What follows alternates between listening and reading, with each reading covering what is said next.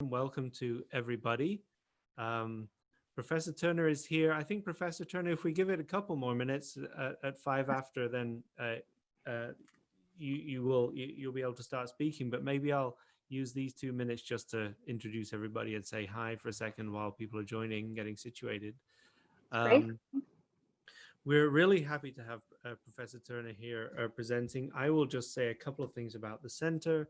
The Deason Center is, of course, located at the SMU Dedman School of Law in Dallas, Texas. We are a research and advocacy center around criminal justice reform. We put a series of public events on like this through the fall. In the next month or so, we have several more coming up. So I invite you to look at our calendar. Kenitra Brown, my colleague, I think is going to put the link to our event calendar in the chat box so you can see it. We do have Professor Justin Murray coming up, and we have Professor Maybell Romero coming up, all discussing other issues in relation to criminal justice reform. Professor Murray, I see you right here, so welcome especially. Hi, glad to be here. Very excited for this. Hi, Justin. We are a small world, aren't Hi, we? Jenia. No, it's our great pleasure. So please do check out those events. Please do register for them. It will be great to have as many people as possible. Research Center, we focus mostly on court issues, particularly trial courts, particularly defense, particularly prosecution. We're very interested in various projects that we're doing around the politics of criminal trial courts, what makes places fund them well or fund them poorly, as well as the decision makers that exist inside those courts. And speaking of the decision makers that exist inside trial courts, Professor Turner today will be presenting her latest research on which, at the heart of which I would say as an empiricist is an enormous survey of Texas law practitioners on the impact of COVID on their practice. Broadly speaking, but I will say no more because Professor Turner will explain it more accurately. Professor Turner is the Amy Abood Ware Centennial Professor in Criminal Law at SMU Dedman School of Law.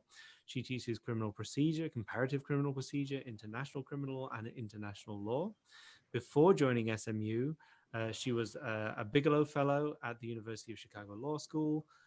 She also attended Yale, where she was a Coker Fellow. She was articles editor for the Yale Law Journal and the Yale Journal of International Law.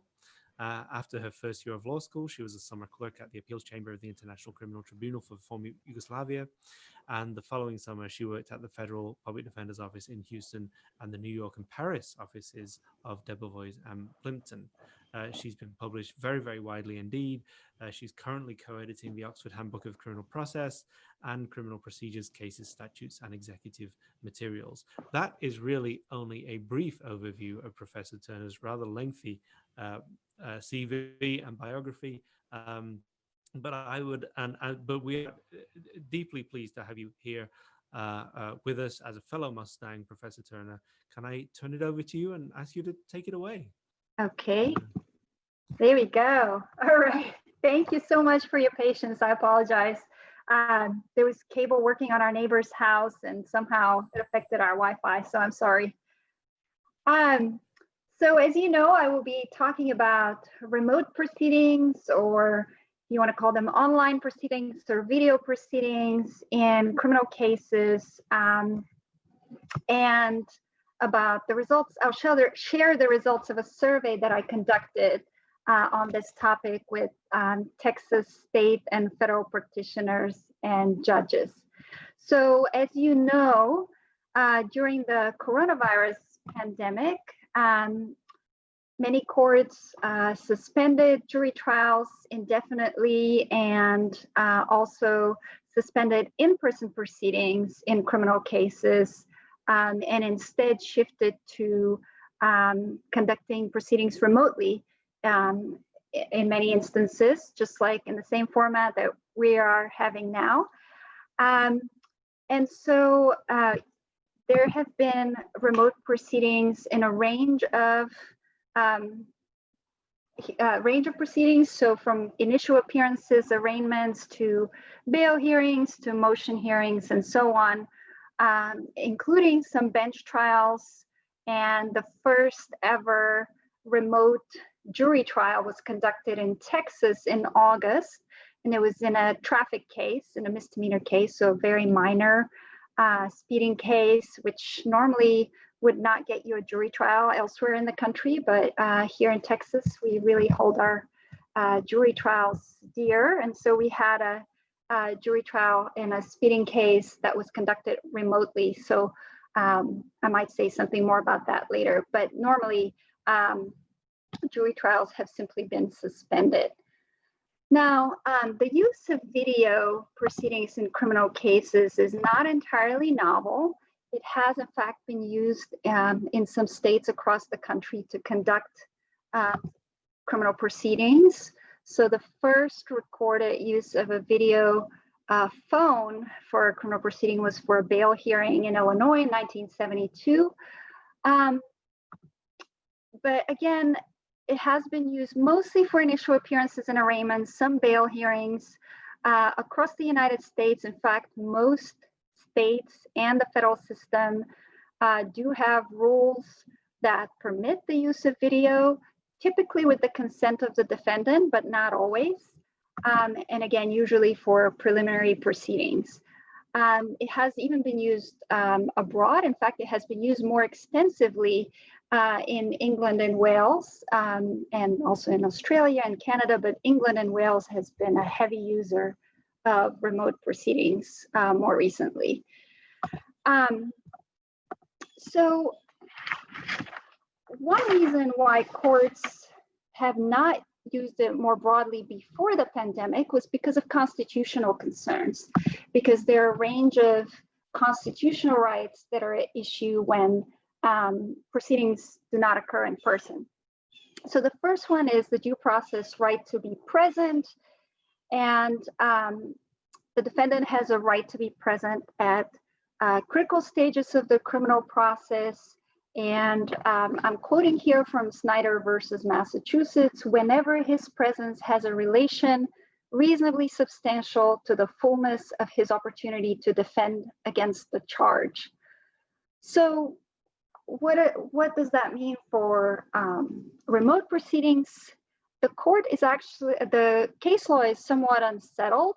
Some courts have interpreted this to mean physical, not virtual presence, but there's not a lot of case law. Other courts have permitted virtual presence in certain preliminary proceedings, like I said before, even without the consent of the defendant.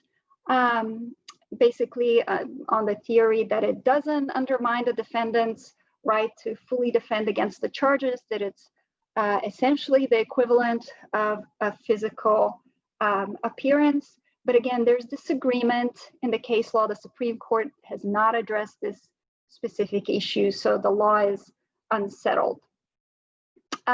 Another constitutional right at issue is the right to counsel under the Sixth Amendment. And as you know, effective representation by counsel includes the ability to confer with counsel both before and during the proceedings.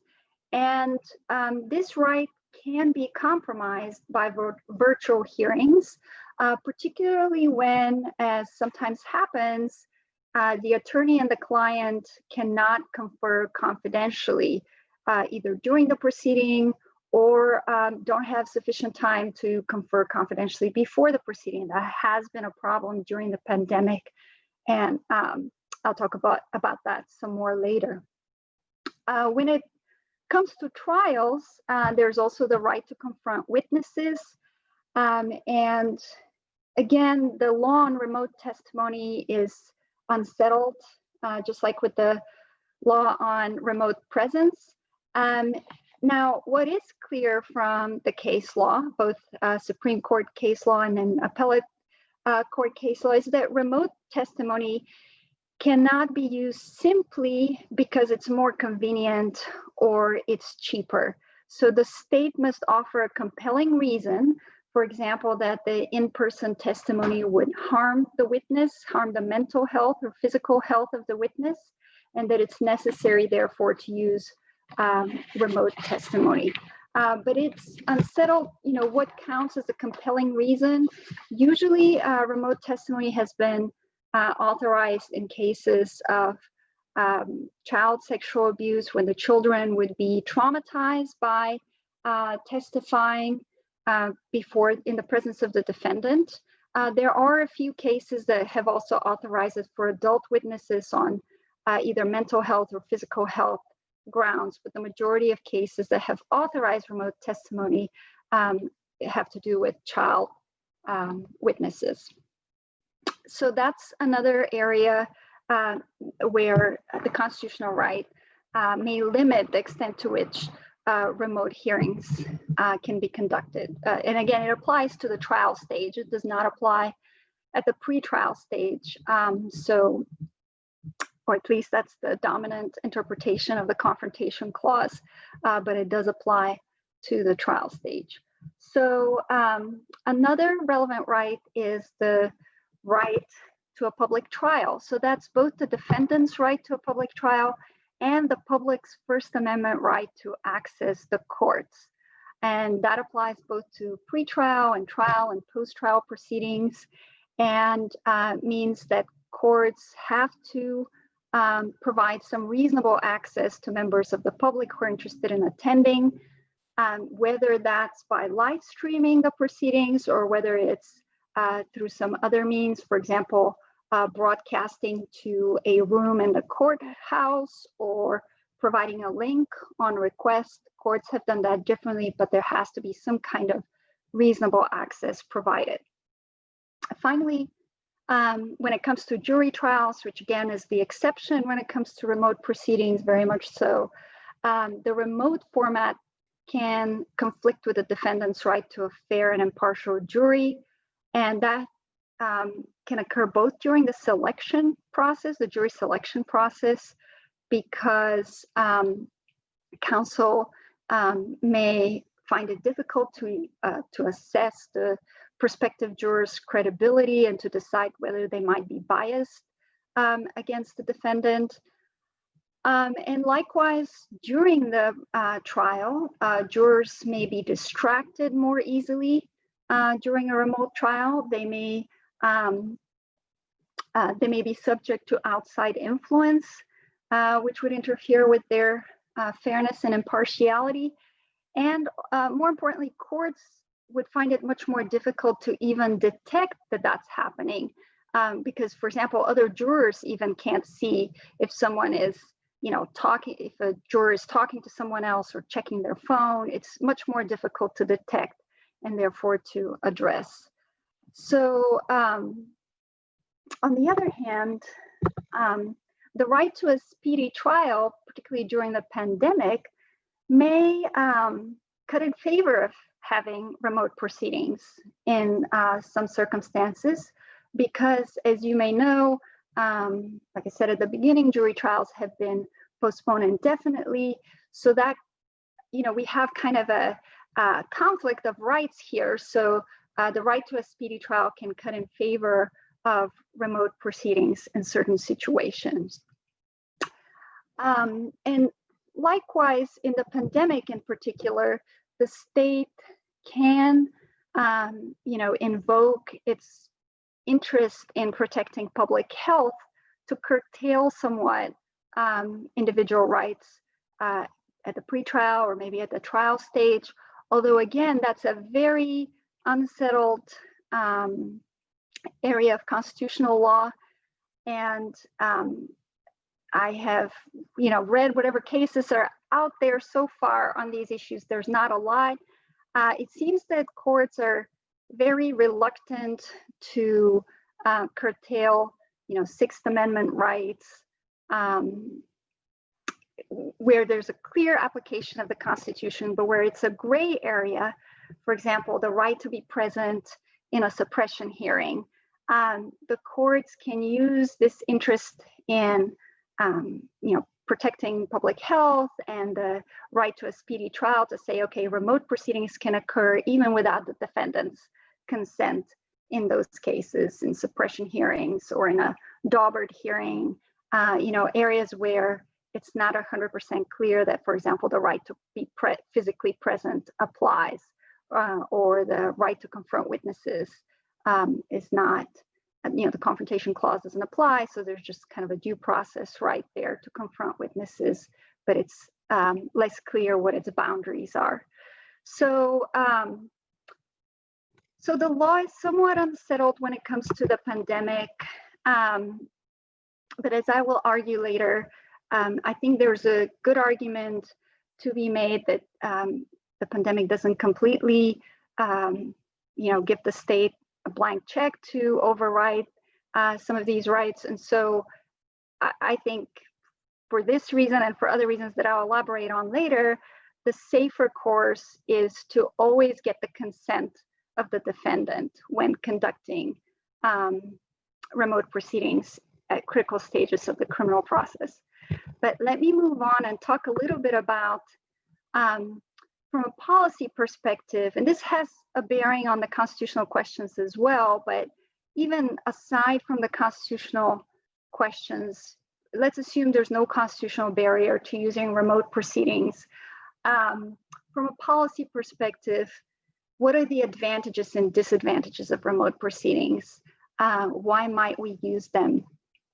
And, in what situations are they most likely to be beneficial, and conversely, least likely to be beneficial and can do harm?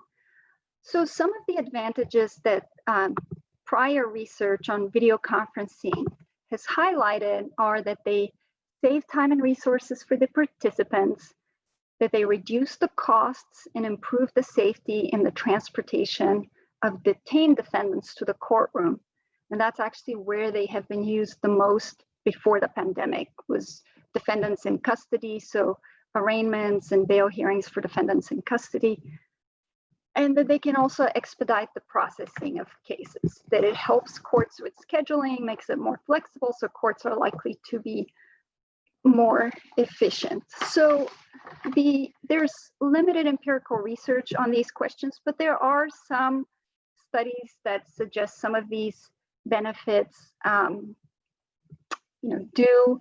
do occur. So let me give you a couple of examples. So for example, a study of video conference proceedings in Montana found that remote proceedings can save time and money for defendants and defense attorneys who have to travel long distances to get to a courthouse. So it enabled legal aid organizations to serve previously underserved parts of the state. There's also some evidence, both from England and from the United States, that the use of video technology reduces failures to appear by defendants who are out on bond. And then, as I mentioned before, some studies have found that video conferencing made judges more efficient and expedited the resolution of cases. On the other hand, there are studies suggesting that video conferencing actually on net can be quite costly and can be more costly than beneficial in terms of finances. For example, study of video program in England found that despite the savings in transportation costs and in police time for using remote proceedings for defendants who are in custody, and actually both in custody and out of custody, the video program overall was a net financial burden.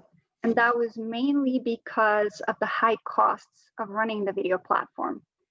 And just interestingly, just yesterday or the day before yesterday, I saw that police departments in England have just announced that, and they, by the way, they're the ones that run video proceedings for defendants in custody. And they have announced recently that they were planning to pull out of running these video programs because it costs them too much to run. They don't have the staff to run these video hearings, and apparently it's very costly. So even if, I mean, in that situation, I don't know what the net benefit is, but it can be unevenly distributed where either police department or as I'll talk about later, defense attorneys might carry kind of a disproportionate share of the burden and not necessarily get all the benefits out of video proceedings. So there are a couple of studies on whether video proceedings save time for defense attorneys, and they've come to opposite conclusions. One found that it does save time for defense attorneys. The other one found that it doesn't. And I think it depends on how far defense attorneys have to travel to visit their clients. So if they have to travel a long time to see their clients, then they're more likely to benefit from remote proceedings. If they're located very close to where they're likely to see their clients, they're located close to the courtroom and close to the detention center, then it's not as much of a time savings. So a range of factors kind of determine whether remote proceedings would be on net financial benefit or not. So it would include the volume of cases. The greater the volume, the more likely it is to save resources, is what some of the studies found. What stage of the proceedings it's applied to, the location of the detention center and the courthouse. So we need more studies basically to figure out what are the different factors that would affect what time and resources are saved. Under what circumstances are they likely to save time, and under what circumstances are they likely to be a net burden. So what about some of the disadvantages that we know about from prior research? So one is scholars and commentators have worried that it impairs adequate defense representation. We don't have a lot of empirical studies on this. We have perceptions of defense attorneys in the past. Defense attorneys are very worried that it negatively influences their rapport with clients. We do have one study that interviewed clients about remote hearings. This was done in Lubbock, Texas, in misdemeanor cases. It was a law clinic that was representing the misdemeanor defendants. So I'm not sure how representative it is, but in that case, the clients actually found the remote consultation, and this is just about consultation, not actual proceedings, but they found the remote consultation with attorneys very good. They didn't have complaints about it, so they were very satisfied with it. So some mixed results there, but again, different contexts. One is just about consultation versus, difficulties actually seeing clients, as in the pandemic, even accessing them while they're detained. And then also difficulty speaking with them confidentially while the proceedings are happening. So another potential problem is what just occurred at the beginning of this presentation, which is that technical problems can prevent the defendant and the defense attorney from participating fully in the proceeding. And one thing I don't talk about as much in the paper, but I have been doing for my next project, is I have actually been watching a lot of these. And it's not uncommon that, I wouldn't say it's in the majority of cases, but it's not uncommon that a defendant will lose connection. A lot of defendants are trying to connect via phones, is the most typical way for them to connect, and they can lose a connection, or there are problems, with the audio or the video. So, or there are distractions. I've also seen defense attorneys trying to do this while they drive. So again, there's various technological issues that can prevent full participation. So another potential problem that prior studies have found is that the remote setting can lead defendants to disengage from the process. So there was a large study done by Ingrid Eagley of immigration proceedings, where she found that the main reason she found more negative outcomes in remote proceedings in immigration cases versus in-person proceedings, but it wasn't because judges were deciding them differently. It was just because the litigants in those cases simply disengaged from the process. They were less likely to connect to counsel, less likely to want to file motions, pleadings, etc. So that was the reason that they were doing worse than litigants who were in in-person proceedings. And a study in England found similar disengagement among criminal defendants, basically concluding that they were less likely to seek legal representation when they were going through remote hearings. So that's another potential problem. And then this is somewhat related to the technical issues, but it's not so much a technical issue as a sort of knowing how to use the technology. So poor lighting, image, and sound quality can prejudice perceptions. So if the user doesn't know that, oh, actually, there are some studies that having the full body projected on the screen improves perceptions of the speaker. And conversely, having just poor camera angle or poor lighting is likely to negatively affect perceptions of the speaker. Those things can possibly affect the outcomes of the cases as well. And there's some concerns also that video makes it difficult to confront witnesses or to police witness misconduct. There are studies showing that witnesses are, this goes back to perceptions, that witnesses are less likely to be perceived favorably if they appear online or via video than if they appear in person. So this could also affect defendants in addition to witnesses. And there's also the concern that lawyers, judges, and jurors can be distracted during the proceedings. So I won't have time to go through all the studies on this, but just a few studies about outcomes and whether they differ in in-person versus remote proceedings. So 2 mock jury trial experiments, one from England and one from Australia, found no discernible effects of the use of video on the verdict in rape cases. Now, again, those are mock juries, but they found no discernible effect.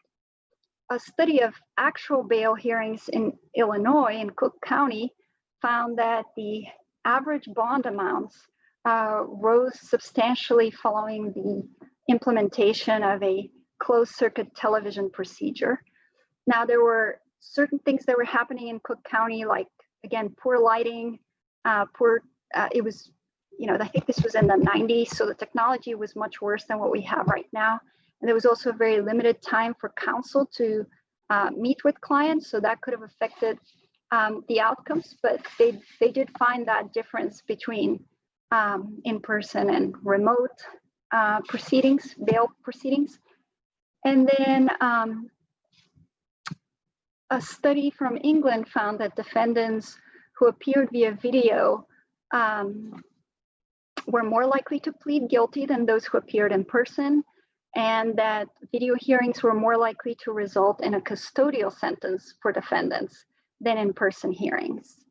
And that last finding about more likely to get a custodial sentence, that was actually replicated in a more recent analysis, again, of English video proceedings. So, we have some studies that suggest there's no difference, the mock jury trial studies, but then we also have some studies that do suggest there's a negative outcome. So at the very least, we need to study this further before we expand it much more. There's some reason for concern.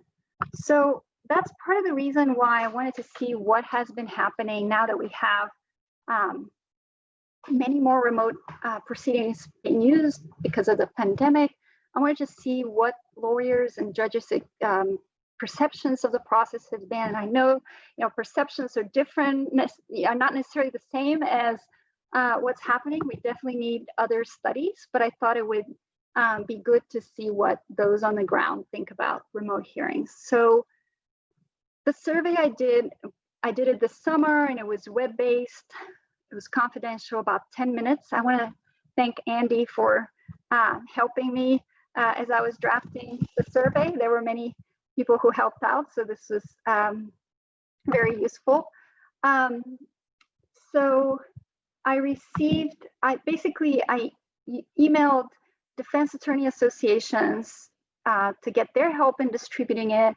And then as far as the prosecutors, I sent to the chief prosecutors at the state and federal level. There are 4 federal districts in Texas. So I sent to the 4 U.S. attorneys. 3 of them said they would distribute to their staff or to a section or a portion of their staff. I actually don't know how many people in fact received it at the federal level. And same with the state level. Some of the chief prosecutors told me that they would distribute it, others didn't respond. But this is what I got in terms of responses. 212 defense attorneys, of whom 32 practiced exclusively at the federal level. So those were mostly federal public defenders. I think they were all federal public defenders, actually all 32.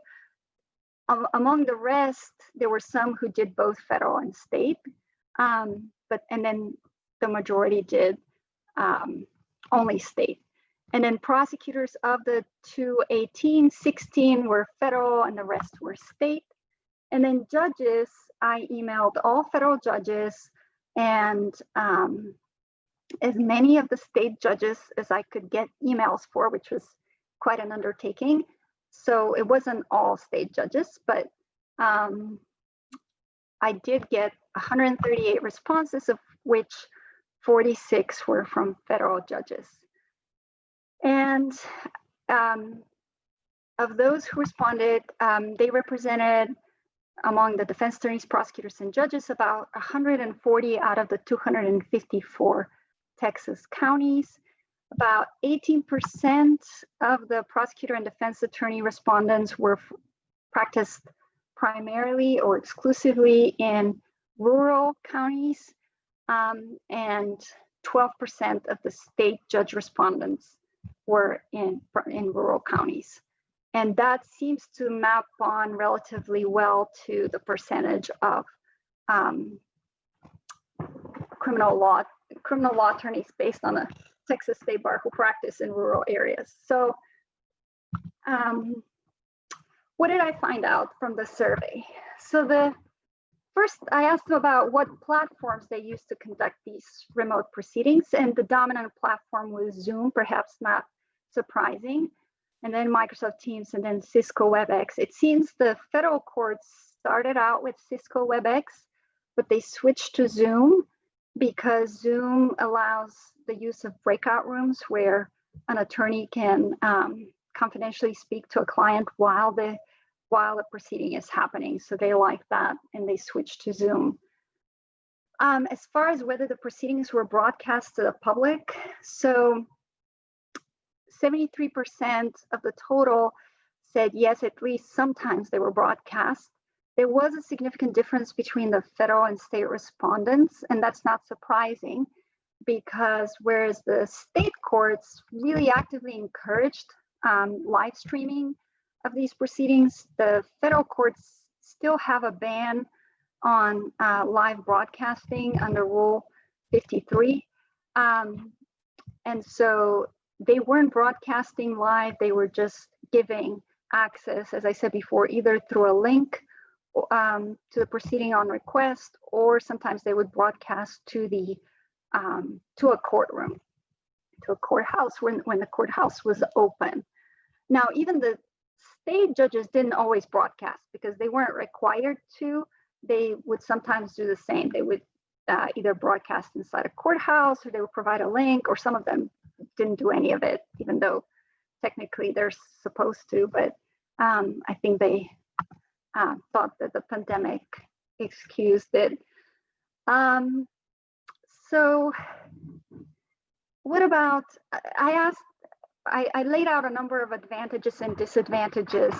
I didn't call them that, but I just asked them whether, I asked the respondents whether they thought the following statements about online criminal proceedings were never, rarely, sometimes, often, or always true. And let me show you what they thought. So the majority of respondents thought that the online proceedings do save time or resources for defendants. So almost 80% thought that. But interestingly, 80% thought this was the case at least sometimes. Interestingly, there was a significant difference between defense attorneys and judges, defense attorneys and prosecutors, and judges and prosecutors, with the defense attorneys least likely to be convinced that this was often the case, or sometimes, always, or often the case for defendants. And we'll see this come up again and again. There was a significant difference, particularly between defense attorneys and prosecutors. Probably not surprising, but interesting. So other advantages, again, majority, even a higher majority, thought that online proceedings or remote proceedings save time for or resources for defense attorneys, prosecutors, and the court. So, you know, again, we see some differences when it comes to saving resources for the court and saving resources for defense attorneys, but on the whole, large majorities believe that to be the case. I find it interesting that each of the groups, when you ask them about does it save time or resources for your group, they're less likely to believe that to be the case than the other groups. But so let me just give you some select quotes about why people thought it saved time and resources. So first, in terms of witnesses, prosecutors were especially likely to mention that. So they said it's been helpful with witnesses, especially those who are out of town. Will certainly help to cut down on cost of travel if it's used for scientists and other witnesses who tend to have to travel from different parts of the state to testify. And then, you know, the other quote talks about, what a large district, and I can't remember if this was a prosecutor or a judge, I believe it was a judge, was saying, you know, defense attorneys have to travel from the surrounding counties. And this really helps a lot of time and research. So especially, I mean, Texas is a huge state, and especially in the rural areas, this is perceived as a huge benefit. And then, you know, also a lot of people mentioned it cuts down on waiting times, how they have to wait in the courtroom, and it cuts down on the time all of us spend in the courtroom. It makes appearance by jail defendants much easier to facilitate. This is something that's been mentioned in other studies as well. That's why they say it's more efficient, because it makes scheduling more flexible. And then, of course, it costs less because it cuts down on transportation costs from the jail. So that's another relevant quote. And then this one was interesting to me. This was from a defense attorney saying, you know, kind of the process can be the punishment, essentially. So I believe this process has revealed that the defendant's presence in court is not as necessary as the state and court hold it out to be. Having to appear in person monthly destroys livelihoods and constitutes a punishment before finding of guilt. Because of the extraordinary inconvenience, the state uses these frequent appearances as leverage to obtain outcomes they favor.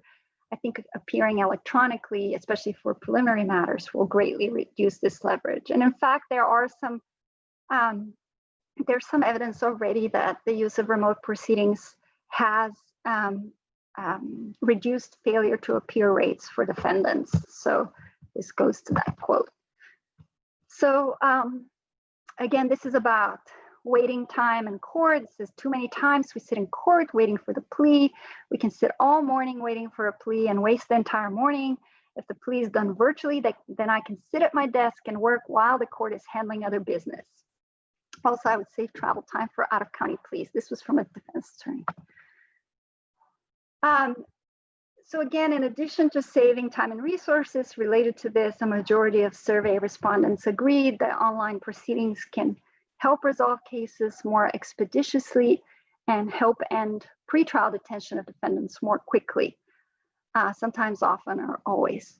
Now, there were some contrary views expressed, even though it's a majority, there were certainly contrary views, and primarily defense attorneys thought that those who thought it didn't save them time or it didn't expedite things was because there were difficulties, and I'll come to that, but there were difficulties with the paperwork. So getting the defendant to sign, figuring out what to do about the signature or about fingerprints, which are necessary to for a judgment, to check prior record and so on.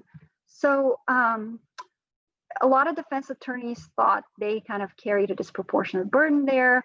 And also, again, figuring out, especially at the beginning, is one thing that I think can change over time.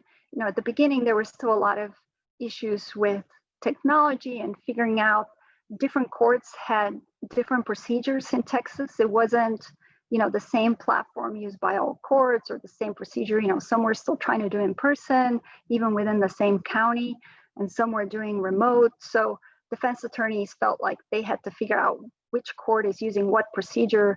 It wasn't always uniform. So on the whole, they sometimes thought it was more burdensome. Some of the judges thought, well, this takes extra time because anytime there's a problem with the paperwork, we have to just stop the hearing and redo everything. Or I also have to explain things more to defendants because it's not happening in person. Now, again, I'm doing this study of plea hearings and how long they last. And I have to tell you, they don't actually last longer than in-person plea hearings. So I haven't seen that many judges who explain the process in any more detail than they would in person. But some of them did say that they do that. So most respondents also thought another advantage of the remote proceedings was that it provides broader public access, sometimes, often, and always. And as was to be expected, there was a significant difference between state and federal respondents, again, because in Texas, the proceedings are live streamed at the state level, but not at the federal level. Now, as far as disadvantages, as I mentioned before, a vast majority of the respondents thought that this was a major disadvantage of remote proceedings. There were challenges in obtaining or preparing the relevant paperwork, primarily signatures and fingerprints. And again, I think that was a transitional disadvantage. In other words, it's something that's already changing. There's a new platform I know that in the Dallas misdemeanor courts is now about to be used, or is starting to be used, called Court Call, that allows electronic signatures and electronic fingerprints. So, currently it's only in detention centers, but they're planning to have it in other public buildings, including in the courtroom. So over time, these are things that can be overcome. But during the pandemic, this was definitely a major issue. And then another major disadvantage, as you can guess, based on what I discussed about prior research. So respondents, and this was true of all groups, but especially defense attorneys, were very concerned about this one. Difficult for the parties to assess, and where necessary, challenge witness accounts or credibility, and difficult to present the case effectively. So they're very worried about being able to assess the credibility of witnesses, confront them, and for the court's ability to police any misconduct like coaching. You can't sequester witnesses, and so on.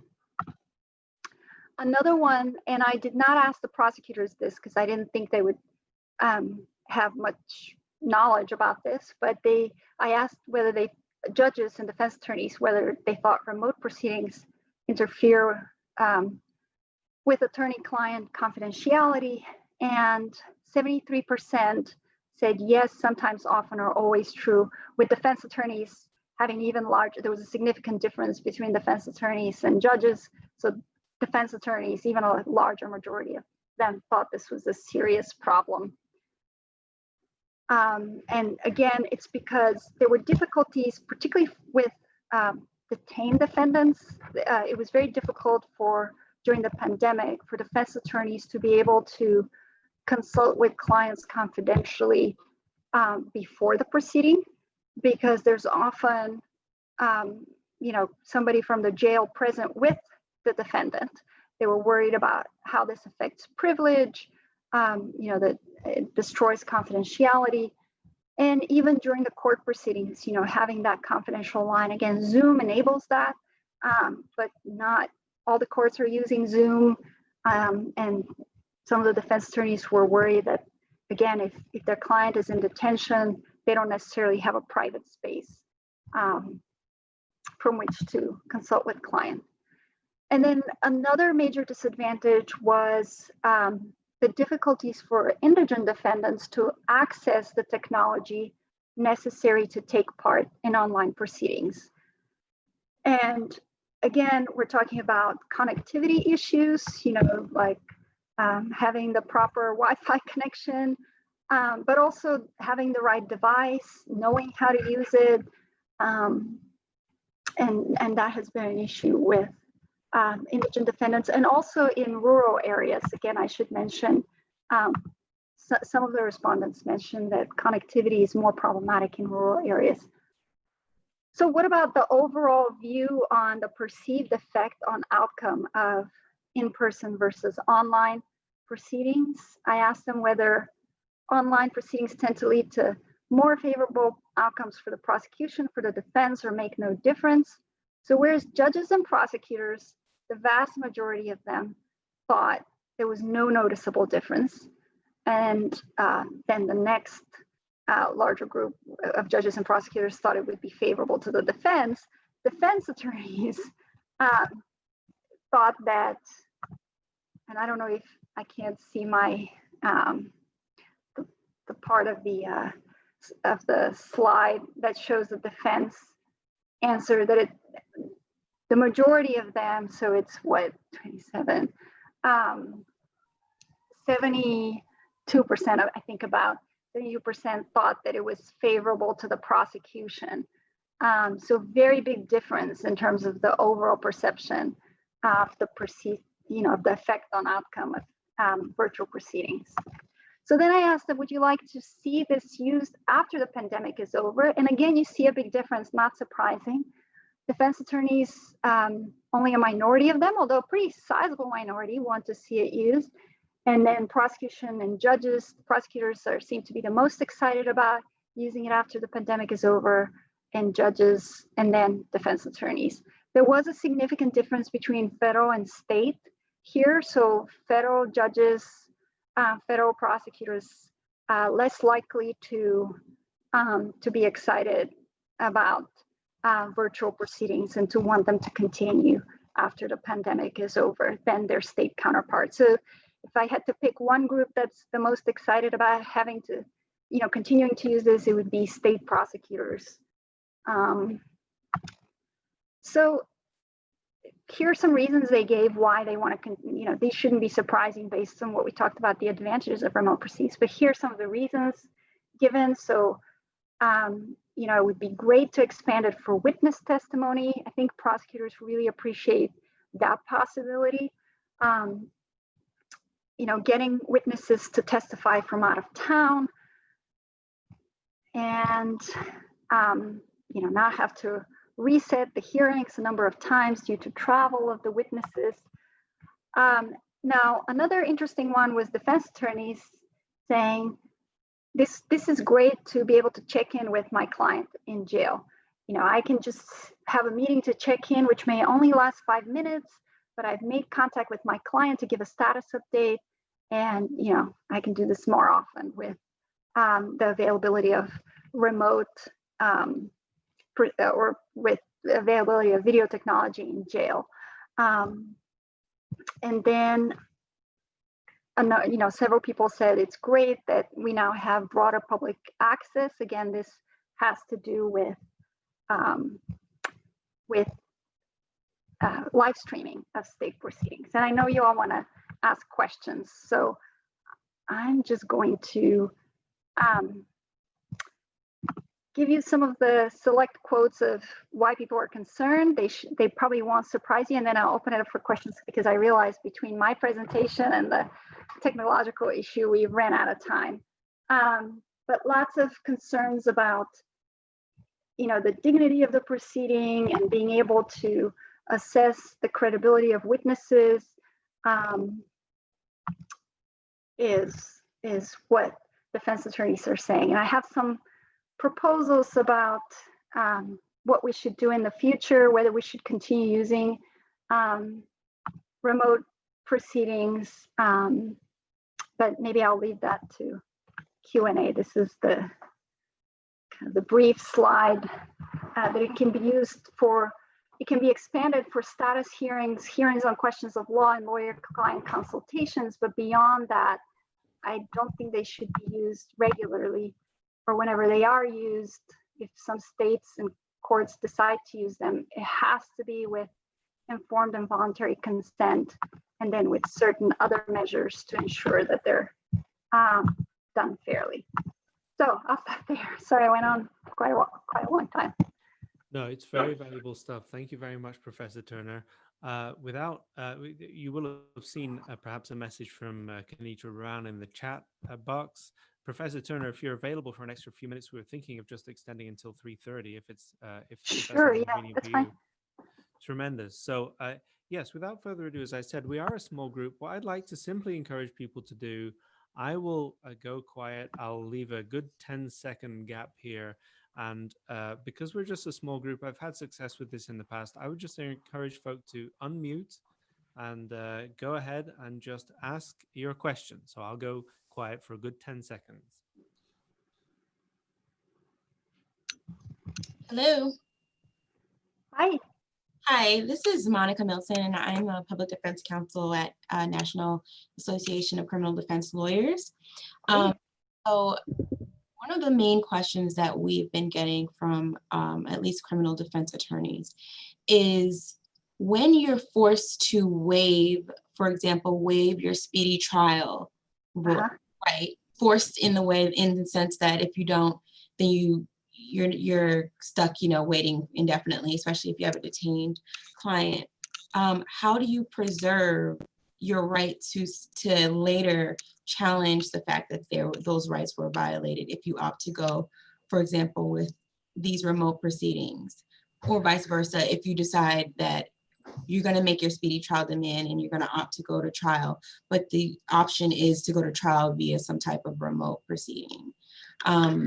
What are your thoughts on that conflict when you're forced to make one or the other and you don't want to waive the claims later if there's an appellate process?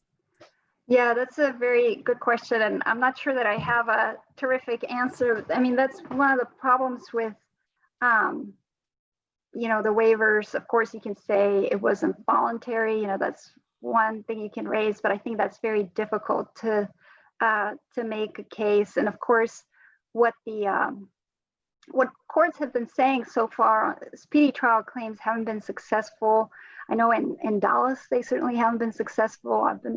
I'm on the defense attorney listserv, and I hear that that's a big issue, but so far anyone who's raised it, the pandemic has been used to say, well, this excuses the delay. But yeah, in terms of trading off during the pandemic, I think it's a difficult question how you preserve it. I'm not sure that I have a good answer other than, I hope that courts are taking the necessary precautions to conduct a fair hearing. But if they're not, there are all these issues that can be raised as far as the fairness of the remote proceedings is concerned. So, was the right to be present fully?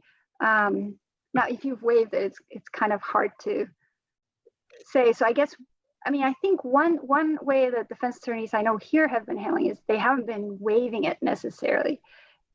So the way the Texas emergency order works is that during the pandemic, these proceedings go forward even without the defendant's consent. So they will file their speedy trial motion, and then they have to go to remote proceedings, but they haven't waived any rights. But I think it would depend on which regime you're in, because in the federal system, you do have to consent to the use of remote proceedings. And so, you know, does that mean you've waived? I don't know that you waived your speedy trial rights necessarily, but have you waived your rights as far as right to be present in person? Probably so, if you've consented, you know, and have had sufficient time to consult with counsel. There might be claims about, have you been able to consult sufficiently with counsel? I know that has been a problem at the federal level. So that's something that could still be an issue. It would just depend on a case-by-case basis. So I don't have a perfect answer for you. I think it depends in part on the system and whether it kind of tells you to consent or whether it happens as part of an emergency order as it does in Texas. Thank you. Sure, and I know Justin is on this Zoom, so he may have, he's been thinking about waiver a lot, so I'm curious if he has any thoughts on this too, but.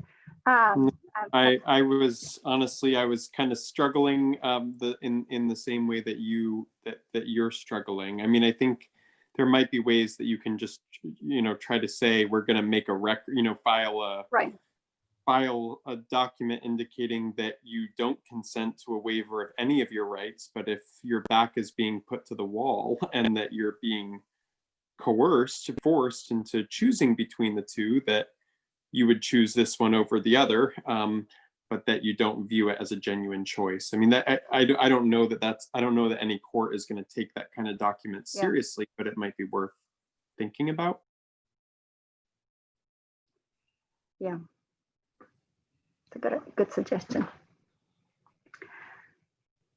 Are there other questions? I know I have tons of questions, but I will once again encourage folks to simply unmute and ask. I have a question. This is Brian Murray from Seton Hall. Hi, Brian. Hi, how are you? It's this was a great read, and thanks for sending it along. I think it's really interesting work. It reminded me of my days as a PD when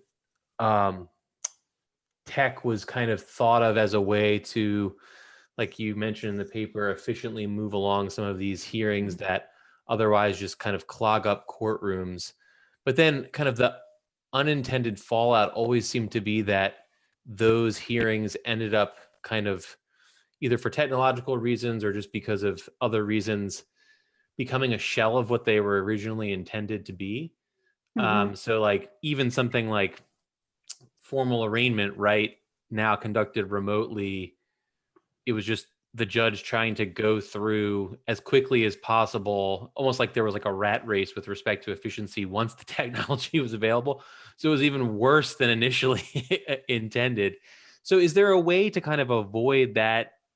It almost seems kind of like an inevitable disintegration to some degree of different phases once they go remote. So that's my first question. And are there kind of fail safes to avoid that? My second question is, I guess, like a bigger one. You know, I noticed that the survey involved judges, prosecutors, and defense attorneys. You know, and then I was very interested by the part of the paper with respect to kind of criminal proceedings normally being public. So I wonder, like, from like a procedural justice perspective and like a legitimacy of the system perspective, you know, are we going to have people kind of like Zoom bombing trials now? They're certainly not going to be doing that in plea negotiations, right? Or suppression hearings. And is that really a replacement for kind of flesh and blood human beings kind of being in the benches behind, you know, the bar? I'm not so convinced, but maybe I'm a bit of a Luddite on that. I don't know. I'm just kind of curious to hear your thoughts on both of those questions.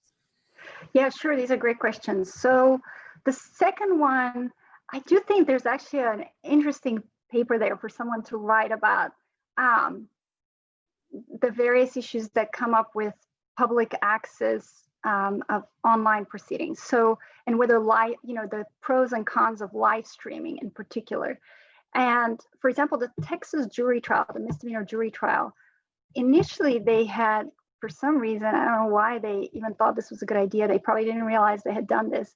They had opened up the comments. This was during jury selection. So people who are watching it could make comments in jury selection. So they were making comments about, the jurors, the jury pool and the background of people's houses and their cat or whatever. So not exactly what you want in a criminal proceeding. And yes, there have been Zoom bombings in a number of cases. And so that's one concern. There's another concern.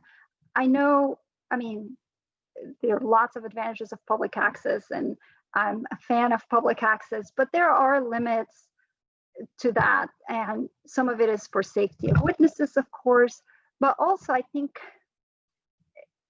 Europe has a different view on this, for example, of privacy of even defendants or other litigants or witnesses. And now I've been watching so many of these hearings, as purely a spectator, as a researcher, as opposed to, being involved in it.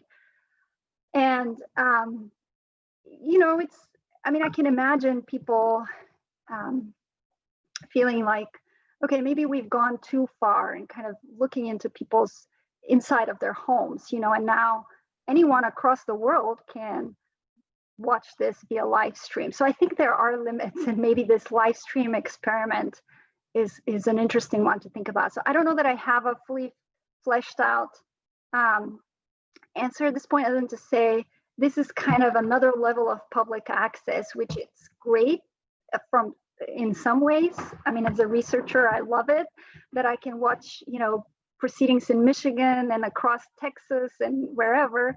But I can also understand the privacy and the safety concerns that come with it as well. And also just kind of, there was another, what was it? I think it was a probation revocation hearing in Texas where people just, the public comments were open. It was on Facebook Live and people just started making ugly comments. So it takes away from the dignity of the proceeding that you would have in a physical courtroom. So I definitely think this is like a whole big paper topic on its own.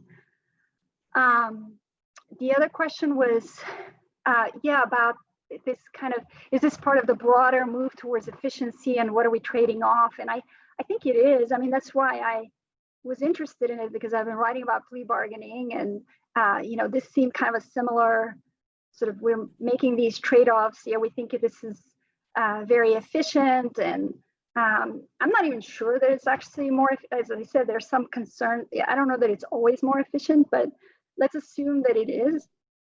What are we trading off?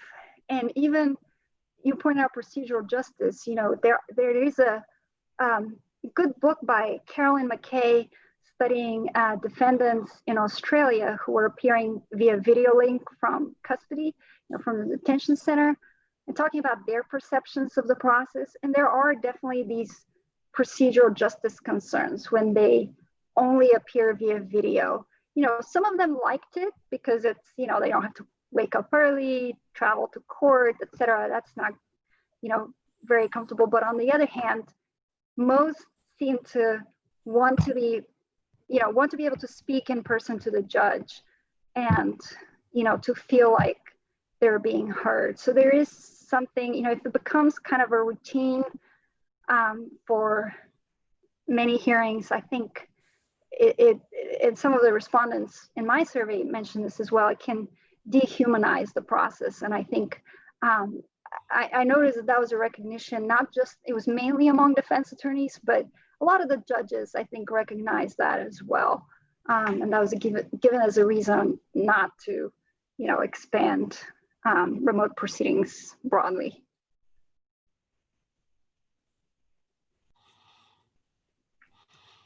Is there a question? I'm sorry. No, go ahead. I just had two questions. The first one picks up on what you were just talking about kind of the connection between the topic of this paper and plea bargaining.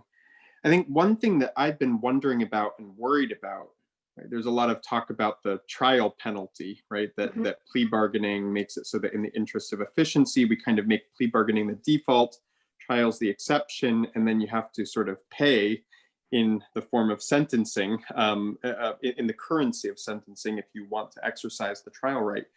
To the extent that prosecutors and judges and other people who have power come away from this experience thinking, this is really great, this is really efficient, in-person criminal proceedings are even more of a sort of luxury than we had once thought.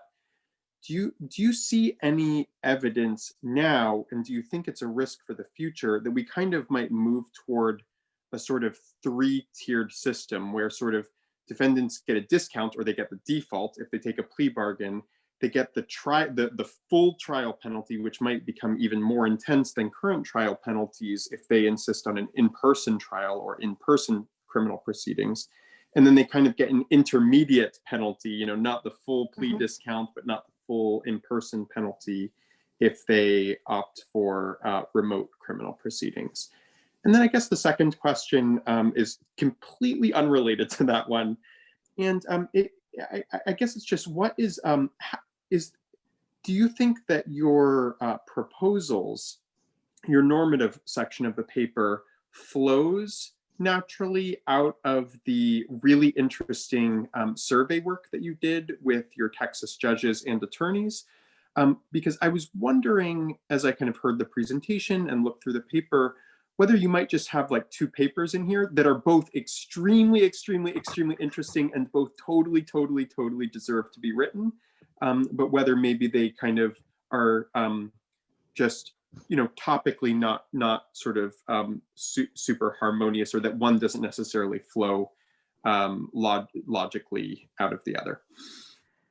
Yeah, so both great questions. On the first one, I think it's too early to know, simply because, you know, we haven't expanded it broadly, but do I think it's a concern? Yes, in the sense that there were some comments in the survey to the effect that, yeah, some of the judges are way too excited about this and they're almost pushing us to have these remote proceedings. So there were definitely some comments. I wouldn't say the majority of comments, but there were a few comments along those lines. Now, you know, this is a pandemic, so again, we don't have a lot of good choices, so I'm not sure how much we can extrapolate from that. So I would want to see how it develops afterwards.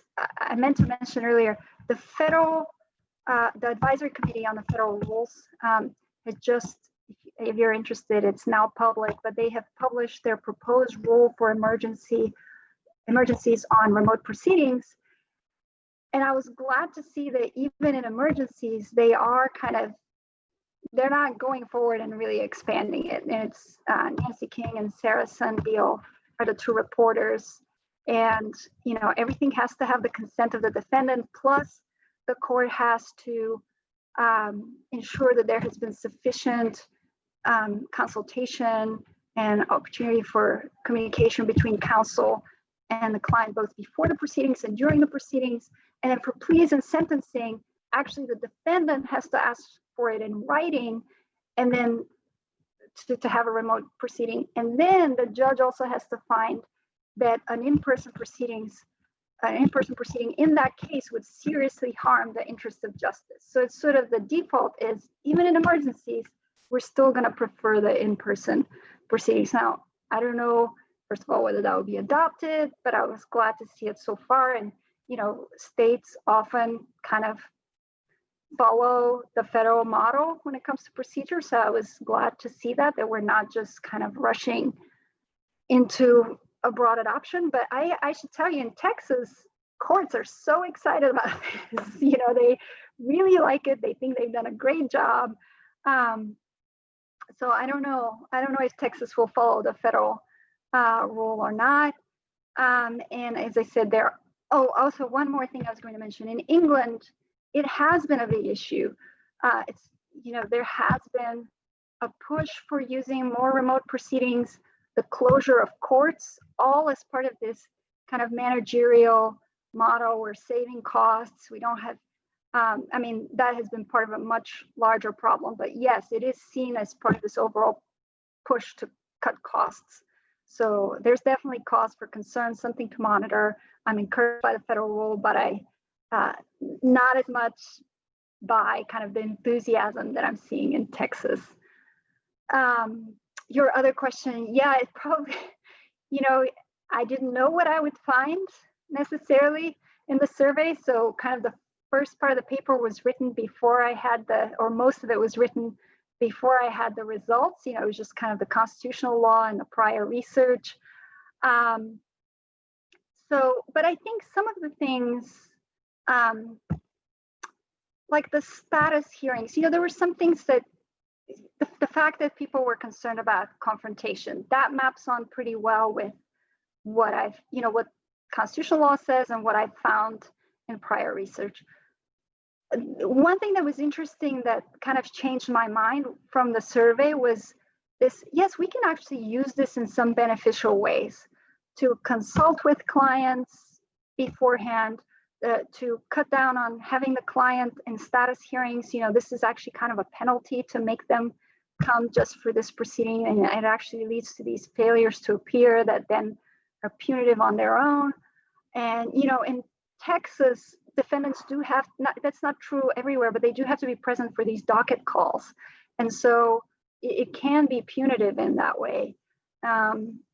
So that's something where actually these remote proceedings can be used in a very beneficial way.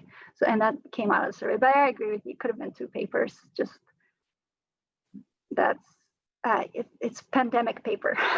So. Well, it's a really amazing paper. Thank you for sharing it with us. Thanks. Well, thank you, Professor Turner. We are now just out of time. I want to thank you very much for what has been a meta experience of remote criminal justice. It has really been a moment of experiential learning for me, anyway. And including the technical problems at the beginning. So. Yeah. I would like to say, by the way, as you were speaking, I was reflecting on some of the findings that you were reporting, and how your lighting is particularly scholarly, and how it really enhances your credibility as a speaker. So if you're ever a witness in court, I'm sure you're really well equipped for that moment. You're very kind. Yeah.